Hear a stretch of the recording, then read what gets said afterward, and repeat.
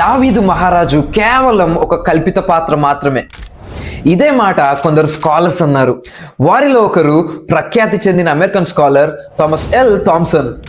నిజంగానే దావీదు అనే ఒక వ్యక్తి ఉండి ఉంటే బైబిల్లోనే కాకుండా బయట కూడా కనీసం ఒక్క ఎవిడెన్స్ అయినా ఉండదా అని 1993 సంవత్సరం వరకు ఎన్నో సవాళ్లు చేశారు.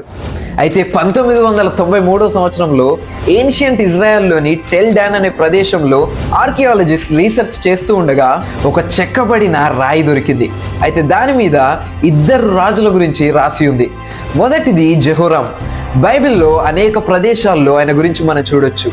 అలానే రెండో రాజు పేరు రాసలేదు కానీ from the house of David అంటే దావీదు ఇంటివాడైన అని ఆ రాజు గురించి రాసి ఉంది. ఇంట్రెస్టింగ్ విషయం ఏంటంటే ఆ స్టోన్ 9th సెంచరీ బీసీకి చెందిందిగా శాస్త్రవేత్తలు నిర్ధారించారు. అంటే సుమారు 2900 సంవత్సరాల క్రితంది. దావీదు మహారాజు కథ కల్పితమని పలికిన స్కాలర్స్ అందరికీ ఈ రాయే బలమైన సమాధానంగా మారింది. ఇజ్రాయెల్ను పరిపాలించిన రాజుల్లో నా ఫేవరెట్ కింగ్ అయితే దావీదు మహారాజే.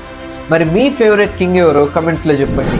అలానే ఈ వీడియోను ఒక్కరికైనా షేర్ చేసి వారిని కూడా బలపరుద్దాం. ఇంకా అనేకమైన ఫ్యాక్ట్స్తో full video enhancing faith YouTube ఛానల్లో మీరు చూడొచ్చు. బయోలో లింక్ ఉంది, don't miss it. God bless you.